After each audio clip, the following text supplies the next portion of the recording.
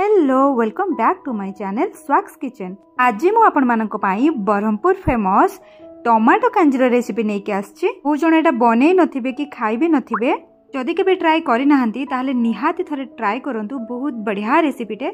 तो आउ डेरी न करी चलंतु फटाफट स्टार्ट करिबा आजिर रेसिपी। तो टमाटो कांजी पई एठी मु कखारु टिके बड़ बड़ साइज रो काटिबे, बाइगणर एमती टिके डेम्फी रखिकी काटिबे, देखिबे बहुत बढ़िया लागिबो कांजी रे। सारू मुठी शंख सारू नेइछि, आपण माने चाहिले देसी सारू भी नै परिबे। देन एठी बंधा कोबी के एमती टिके बड़ बड़ साइज रो काटी नेइछि।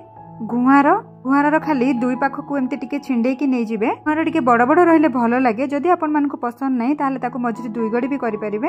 देन एठी मु गोटे मूळा को एमती पतला पतला करके काटी नेइछि एवं अमृत भंडा। कांजी रे सबु परिबा को एमती मोटा मोटा करके काटी की हि नेबे। वर्तमान आमे टमाटो काटी की नै जिबा। तो मु एठी आधा किलो टमाटो को एमती टिके बड़ बड़ साइज रो लंबा लंबा करके काटी की नै जाइछि। वर्तमान आमे गैस ऊपर गोटे प्रेशर कुकर बसई की सेथिरे गोटे बड़ बाउल रे बाउलटे पानी नै जिबा। देन सेथिरे आवश्यकता ठारो टिके अधिक लुण नै जिबा, काहेकि ना जेतु टमाटो कांजी बनुची तो ठंडा हैला परे एटा धीरे धीरे खटा हे जिबो। तिलागी एठी मु टिके अधिक लुण नैछि। वर्तमान सेथिरे गोटे चम्मच हळदी गुंड एवं भलो कलर आसीबा पई गोटे चम्मच काश्मीरी रेड चिली पाउडर पकै नबा। पानी टिके नखौसुम हे आसीबा परे आमे काटी रखितिबा सबु परिवा को आस्ते आस्ते करिकी सेथिरे पकै नबा। परिवा सब को पकै सारिबा परे आमे काटी रखितिबा सबु टमाटो को सेथिरे पकै नबा। वर्तमान आमे कांजी रो मेन इंग्रेडिएंट को सेथिरे पकै नबा। मु एठी गोटे मुठा चाउल सुजी को यूज करिछि। आपण माने चाहिले चाउल खुद को भी नै परिबे। जेतु चाउल सुजी चाउल खुद ठु टिके सोरु दाना थाए तो कांजी रो लुक टिके भलो आसी थाए। हाई फ्लेम रे दुईटा हुइसिल आसीबा परे मु फटाफट प्रेशर कुकर रो हुइसिल को छाडी नैथिले एवं तारो लिड को ओपन करि नैछि। आपण माने देखि नियंतु बहुत बढ़िया सिजी जाइछि हमर परिबा सबो। कांजीर तड़का ही सबुठी इम्पोर्टाट रोल निभे थाए एठी। तो वर्तमान चलन तार तड़का प्रिपरेशन करबा। तो एठी मु गोटे कड़ाई बसेकी सेथिरे 2 चम्मच रिफाइन तेल नै गली। तेल टिके गरम हे आसीबा परे 2 चम्मच सोरिष, 2 चम्मच पान मधुरी, 8-10टा रसुण को टिके छेचिकी पकै नबा।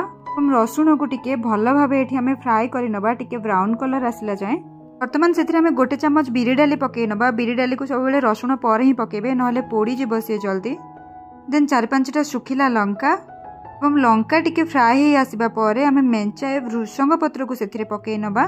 कांजी को टिके फ्लेवरफुल करबा पई मु एठी फुटण को टिके साइड करिकी गोटे छोटो चम्मच हेंगु पकै नउची। वर्तमान हेंगु को ए सब फुटण सहित भलो भाबे मिसई नबा एवं सब को प्रेशर कुकर रे पकै नबा। कांजी वर्तमान एठी हमर रेडी हे जाईची। फुटण को आ टिके भलो भाबे मिसई नबा। ता सहित बहुत इजी रेसिपी टे एटा। परिबा कटारू स्टार्ट करिकी तड़का पर्यंत आपण माने मात्र 20 ରୁ 25 मिनिट भितर ए रेसिपीटा को कंप्लीट करि परिबे। पार्टी को जदि किछि रुचु नथिबो बा जरुआ पार्टी हेतिबो ताहले तो एई रेसिपीटा सबुठु बेस्ट पूरा मेडिसिन भली काम दबो। जदि आपण मानक पाखरे टमाटो टिके कम थाए ताहले आपण माने आ गोटे आंबुलर भी यूज करि परिबे, कि ना ए रेसिपीटा खटा लागिले ही भलो लागे। कांजी तो बहुत प्रकार रो बना जाए, कि दही रे बनांती कि तो के आंबेली तोराणी रे बनांती। हेले मते एटा सबुठु बेस्ट लागे। तो जो माने मो हाथ रे रेसिपीटा खाई चंती तो मते निहाती कमेंट रे जणैबे।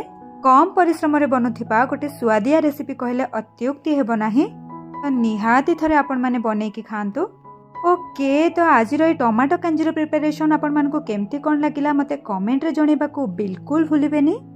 पुणी देखाबो आउ एको नुवा वीडियो रे एवं आउ एको नुवा रेसिपी सहित। आज पई रहिली, बाय बाय।